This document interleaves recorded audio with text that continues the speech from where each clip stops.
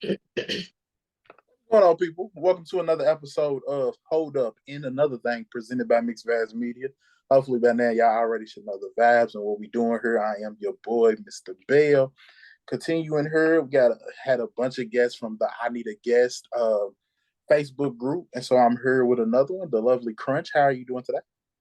I'm doing very well. Thank you for having me on. I appreciate it. I appreciate it. I appreciate you coming on. So you when you commented on the post and you said that you was a travel. One more say it for me. One more say.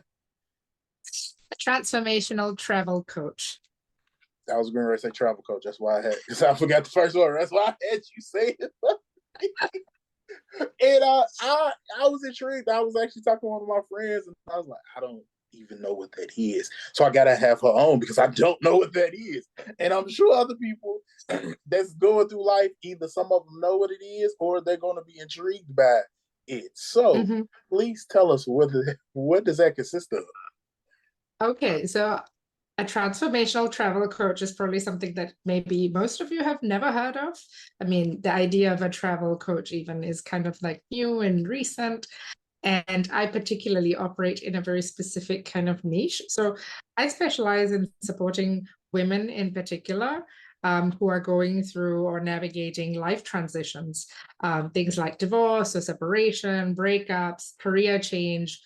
Maybe their kids have left the nest, or they're dealing with a loss or grief or some big change in their life that has kind of like have them off kilter and kind of questioning like who am I and what's my identity, because I think a lot of women especially kind of associate parts of their identity with who they are in relation to other people or the roles that they play, right? So they might think of themselves as Sally, wife of Mark, or Sally, mother of Michael and Don, and or Sally, the accountant, right? And when one of these things are taken away, like it's a part of their identity that is kind of removed, and that leaves kind of like a hole for people to feel, and it leaves them feeling kind of lost and confused about like, who am I if I'm no longer a parent of this person, or like no longer wife or partner of this person, or I no longer have this job that I've done for 8 hours a day for the last 20 years of my life, right? And you've taken that away from me. Who am I? Right. And I think as you're going through that transition, what better place to come home to than yourself? And for me, as somebody who's been traveling for the last decade, what's always helped me come back to myself has been travel. And I think travel is a magical kind of experience for a lot of people because it gives them kind of this new and exciting environment and a different context than the ones that they're used to really ask themselves the bigger questions about like, who am I? What do I want to do? What do I like? Because so often like we're told or have expectations placed on us about like how you should behave and who you should be and like what you should like and all the things until It, you don't even know who you are, right? So when you get away, it's easier to it helps. reconnect with yourself. I was going to say it helps you reconnect. It helps you find yourself again. Mhm. Before we get into the actual travel and the transformation part, how did you find this niche, or what inspired you to go down this path as a career choice? That's a good question, and I would have to say that going through my own transformation or Okay. my own life transition, right? So I went through a breakup, and had this moment of. So I've been traveling for the last 10 years, pretty much more or less nonstop. I have a nomadic lifestyle, and I've been kind of on the road through all of the relationships that I've had, like through ups and downs and like career changes, and like I've had a bunch of careers or like different career paths that I've taken to kind Okay. of get to where I am. And travel has always been my constant through the last 10 years in all the different places that I have been. It's always been a space for me to reconnect with who I am and what I want to do. Rather than being kind of like pulled in the direction that other people want. And so most recently, when I went through, a big breakup, and my relationship ended, and like at around the same time, like the work that I was doing in terms of copywriting and content writing, which is my area of expertise before this, that kind of like went off as well. And a couple of clients like decided not to renew their contracts, or like they decided that they were happy with where they were. And so I was at this crossroads of my life and I went on a trip and I was like, oh my God, this is what I need to be doing, right? Hmm. Is showing people the magic of travel in helping you get connected and get clear on who you are and what you want to do. It's a most time we find our purpose going through our, like you said, own transitions. Um, Mhm. Now this might be I always say a weird question, but is there certain, like when you advising a person to travel somewhere, does the destination matter? I would say the destination is wherever your heart tells you you need to go. And I think, I believe in the universe. I don't know about you. I don't know, like, if you believe in a higher power, but I often feel like we are often called to places Mm-hmm. or to do things that have a meaning for us that sometimes we might not be able to see until we're right in it, or sometimes, until like much later. And then you reflect on it and you're like, oh, that's what it meant, you know. So I don't know, most people have like a journey or a destination or a trip that they've always wanted to take that's been on their heart since they were a child, or like, I don't know, maybe they saw some documentary about something and they're like, oh my gosh, I really want to go there. Like, and if a place is calling to you, like maybe there's something waiting for you on that other side of that journey. So I don't think the destination matters as much as the fact that you're actually going on this journey, right? Right. Okay. That's what I was wondering. When we going through this conversation, I was wondering, does the destination have to equal what the person's transitioning from? But I guess, like you said, I guess it doesn't. It's just based on what they feel on themselves and the getting away part. Um, Mhm. so let me ask you, what advice do you give a person when traveling? Oh, it depends on what. Well, I would say like the first piece of advice that I would give anybody who wants to get something more out of their journey or their trip than just having like a fancy vacation. I mean, like vacations are fine and good, but they're not transformational for the most part, right? Like you go Right. to an all-inclusive resort in Cancun, you chill out there for 5 days, you forget about the fact that you have to work and whatever, and then you come back and like nothing has changed, right? But Right. if you are really looking to take a transformational kind of trip, then I would start by asking, like, what is your intention? Like, what do you want to get out of this trip? Like, do you want to have time by yourself? Do you want to kind of push the boundaries of your comfort zone? Do you want to get to meet new people? Do you want to immerse yourself in a new culture?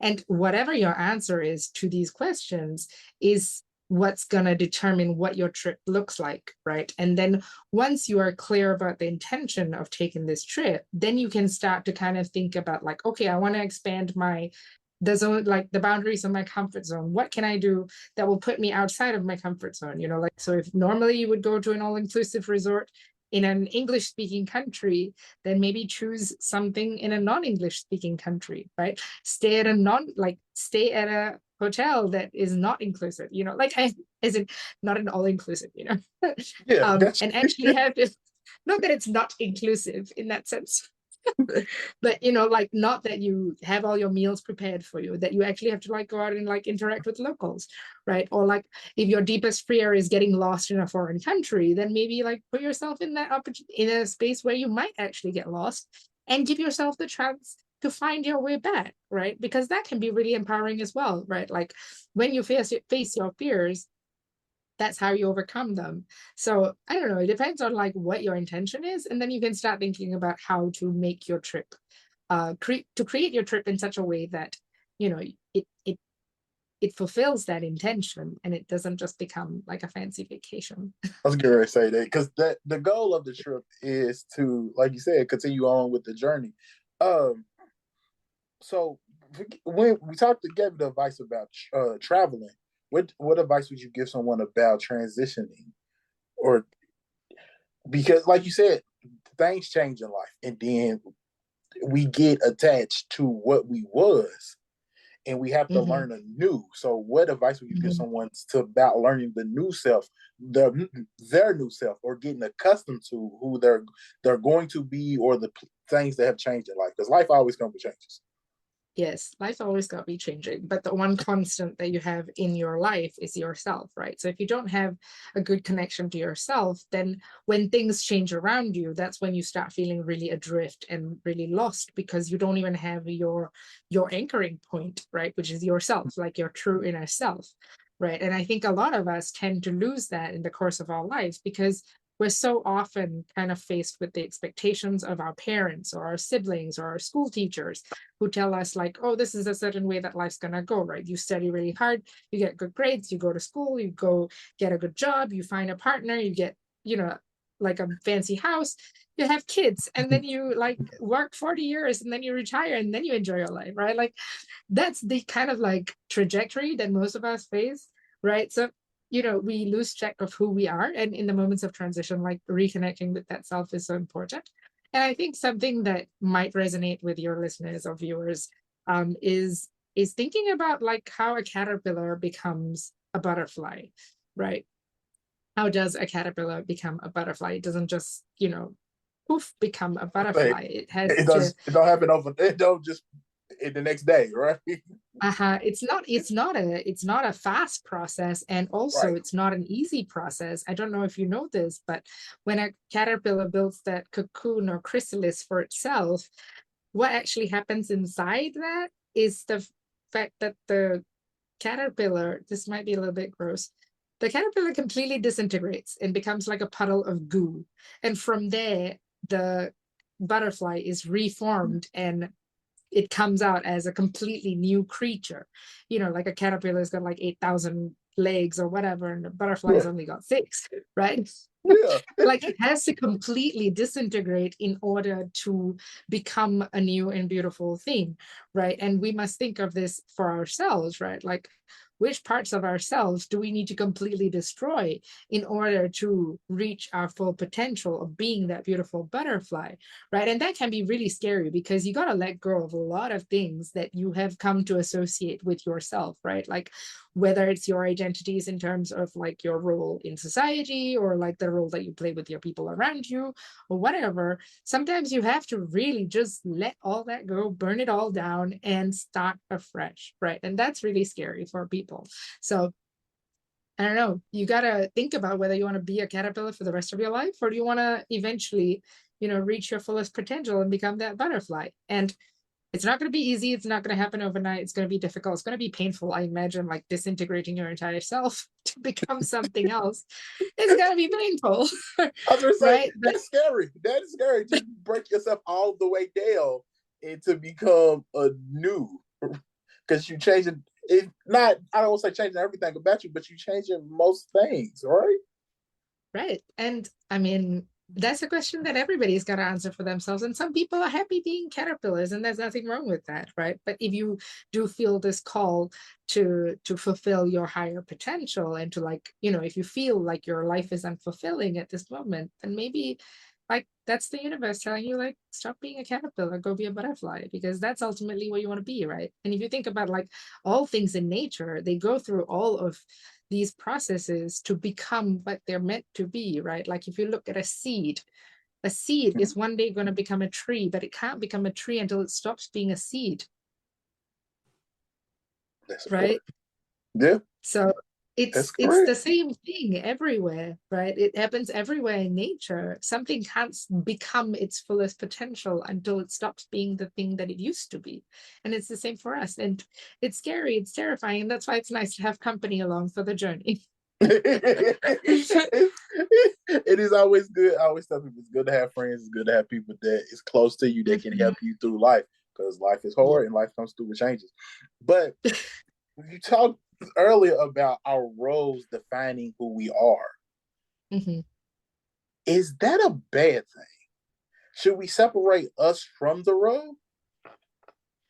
I wouldn't say that it's a bad thing. I would say maybe it's not a fantastic thing if you, under all of that, don't know who you are, right? Which is what tends to happen. And which is why, people go through midlife crises when they lose their jobs or, when, they get divorced or whatever. And then they're just kind of like, well, shit, I didn't know what I was doing. I mean, like, whole time I had a role to play, but who am I without this role, right? And ultimately, like, yes, you are certain things to certain people, but underneath that all, like, you're a whole entire human being, and not being in touch with yourself, I think, is doing yourself a great disservice, because why wouldn't you want to get to know the only person who's along there with you for your entirety of your life, right? Like Yeah. you.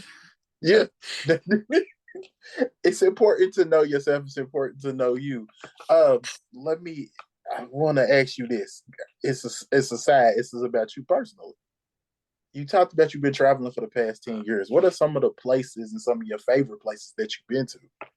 Oh, that's a difficult question. I've been to over 50 countries, so I can't really pick. Wow, Um, countries. sorry? Well, I said, wow, 50 countries. Yes, yeah. I mean, 10 years of traveling is a long time. It, it is. It's It is. But over 3,000 days of travel. I mean, think about it like that. 50 countries is not that much. when you break it down like that, it's not that much. But When you do the math. but when you do the math, it's not really a lot. But when you just think about 50 different countries, it's like, wow. It's like you can say is wow. Yeah, I would say some of my favorites have been Mexico. Well, Mexico is kind of like my home base currently. Okay. It's where I have my apartment. It's where I have my community. It's where, people there help me pick things up when things are falling apart, right? Like they hold me together. Um, uh, Other than that, I've really enjoyed Vietnam. I really like Croatia. In South America, I really like Peru as well. I mean, I would say that I was born and raised in Singapore, but I'm Latina at heart. I really resonate with like the Latin American culture. So Latin American countries have my heart, like no doubt about it. That's where your heart is. Is there any place that you haven't been that you want to go? Well, I'm hoping that, so I haven't explored the continent of Africa very much yet. Okay. So I've only been to Morocco. Um, so I'm hoping that next year I will be able to create some trips or like spend a good chunk of time exploring some part of this huge continent that's, I'm sure, completely different from anything that I've ever experienced. And I'm really excited about learning new things and meeting new people. And for me, travel has always been about the people. So I love when I get to meet new people and sharing their experiences or learn from their new perspectives, because I don't know, it's just amazing and incredible, like what humanity is, and how diverse and how wonderful and amazing it is. And like I'm really excited about going to to explore the African continent. Okay. Now this is might be the tougher question. I thought it might be a tougher question. What is the place that you just don't want to go back to? Ooh, what place don't I want to go back to? Because Huh. you know, it's like it's. I'm pretty sure it's one place that you was like, I don't know about this one because it wasn't maybe Okay. wasn't what you expected. Right. Yeah, I think I'm gonna say India. I spent so I'm Indian in terms of my heritage, right? Okay. And I've been there a couple of times with my family when I was a kid, and a few years ago I decided as an adult, like I wanted to experience India. And I went there as a single woman traveler in India for like 4 months, and it was possibly the most difficult travel experience of my life. And I'm saying that having been to, at that point, maybe like 45 countries, it was just a challenging environment because, firstly, it's not a country that caters very much to solo female travelers, or especially solo female travelers of Indian heritage, right? They seem to like view me as one of their own who's kind of not following the rules. Okay. Okay. So that was a complicated kind of space to occupy. So I struggled with it. And I'm sure like my experience is different from what a lot of people would experience, right? So for me, it was just a very challenging kind of experience. And I really tried to want to like it. Like I tried to like it and to enjoy my experience there. Like I gave it a long shot. 4 months is not a small amount of time. And I went to like different states and stuff, and it was ultimately, I think like what got to me was the harassment. So there were, like men would catcall me in the streets, and I had a couple of stalkers who would follow me to my hotel and, just stand outside and and call me like 17 missed calls, and I'm just like, stop calling me, and like, I don't know why you're calling me, stop it. Right. So Oh, that was difficult to deal with as like a woman alone, and like not really having anybody to turn to. yes, that sounds difficult and very wow. Okay, I hate that you had to go through that. But speaking of you, how did you go through your transitions? Like you said, you went through your breakup. How what what helped you? Um, for me, what's always helped is just getting time and space to myself, right? In a context where I don't know anybody. That for me has always been kind of comfortable. I know for a lot of people, it causes a lot of anxiety and like it's scary, like, oh no, you don't know anybody. But for me, it's always just been like, I don't know anybody here, so I can be whoever I want to be. And I can even like ask that question, like, or begin to ask that question about like, what do you want to do now? Like, and to honestly answer that question just to myself, right? Without fear of judgment or fear of, that like people are going to think I'm crazy or people are going to say these things or whatever. To just answer those questions honestly to myself has been very helpful. So apart from that, of course, like community is also important. So like it's trying to find that balance between like the people who will support you and uplift you and like carry you through the hard times and like will lend their shoulders for you to cry on and like bring you meals when you just can't do anything for yourself, right? Because you're falling apart, right? That's important, but also just having space and time to process and to allow yourself, I think, the time to usually when these transitions happen, they're very sad, right? Like whether it was a short relationship that you're grieving or whatever, right? Like there's always some element of grief involved. And I think we often don't allow ourselves enough time or space to process that. And we're just kind of like, oh, it was just a guy, like it was a short relationship, or like it was just a job. But it wasn't just any of those things, right? Like if it became part of your identity, it was obviously quite close to your heart, right? So like giving yourself the time and space to process that grief and then to move on past that, I think is so healing. And unfortunately, a lot of us don't have, those things, right? Like time and space, because life moves at a pace that is just too fast for most of us, right? That we got to keep going, going, going. And, you know, you don't realize how badly you were affected until like it shows up months later and you start crying when like your toaster doesn't work or whatever. You're just like, no, my toaster is not working. And you're like, why am I crying over my toaster? It's like, actually, it's not the toaster. You're processing something that happened months ago or whatever. It's always the small things that get you, right? Right. It leads to the bigger things, but it's the small things because we bury the bigger things and think it's Yeah. over with, but it's Yeah. not over with. We just pushed it back and we suppressed it so much, and then the smallest little thing will send us over. And like you said, now we're Exactly. crying over a toaster, or now we're crying because the batteries don't work in the remote. It could be something so simple, but they always change Mhm. the batteries. And it leads to something so much bigger. Yeah. Before you get out of here, there's a couple more things I want to ask you. One is we talked about having a support system. Mhm. Why is the support system good?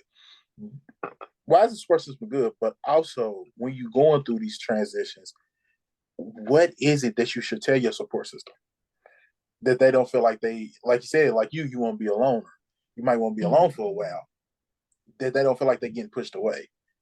So Mhm. how do you walk the fine line of I want you here and that you're supportive of me and I need you, but I also need to not protect me, but also help me get on this journey.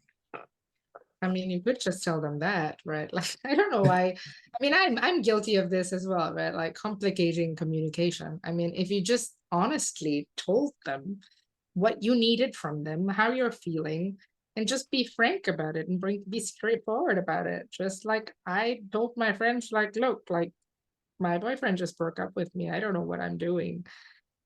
Um, can you bring me food? Or something, right? Like, or, it was, you just got to tell them and ask for what you need and trust that these people are there to support you, right? Like, I think this is also something that people struggle with, is asking for support. For some reason, we find it really difficult. Like when your friend turns to you and says, like, hey, I'm going through a tough time. Can you come over and give me a hug? You wouldn't think twice about going over and giving them a hug, right? But when it Right. comes to your kids and saying, like, hey, I'm going through a really tough time. Can you come over and bring pizza? Whatever, right? Like, we find it really difficult. And especially as women, like, I think conditioned or socialized to believe that we should never ask for support. And, but not asking for support, like we're not allowing our friends to show up for us in the way that they want to, right? Like friendship or any kind of relationship, whether that's a family relationship or friendship or like with your work colleagues or whatever, like it's always a two-way street. You can't always just be giving and giving and giving and never being the one to receive. Like relationships don't work that way, right? So if you're going through a tough time, just tell your people, like, look, I'm going through a tough time. This is what I need. This is what I don't need. Can you be there for me? And you will find that like 99% of the time they will be like, hell yeah, I'm there for you. You're right. And you said something it got me is if our friends asked us for help, we would be there in a heartbeat. But we struggle with it. And we shouldn't. It's just as simple as that. Yeah. That's something I'm learning as well. Or like that's something that I've recently learned how to try to do and try to be better at. So, it's if you don't do it already, you can try starting now. Start now. It's no better time than the present, right? It's no better time than the present. Everything can be so simple. Like you said, when we asking them, when we, want to tell them how to help us, we can just tell them instead of trying to figure out a way or trying to avoid it. All we gotta do is it could be so simple. We make stuff so complicated. But like I said, one more thing I want to ask you before we get out of here. How can people reach you? You can get in touch with me via my website, which is crunchranjani.com, or you can look me up on social media. I'm on Instagram, Facebook, LinkedIn. And I also write in Substack. I don't know if you're familiar with Substack. It's kind of like a newsletter where I write a lot of my rambly thoughts and ideas, usually about things like this, like what it means to be in community, to heal in community, to travel, why travel is transformative, and a lot of other random things that go through my head that just people have told me it brings them joy to read it. So, check it out if you're into reading something interesting, thought provocative, and just having something to chew on when you need some inspiration. Okay, all right. One more time, give them the website.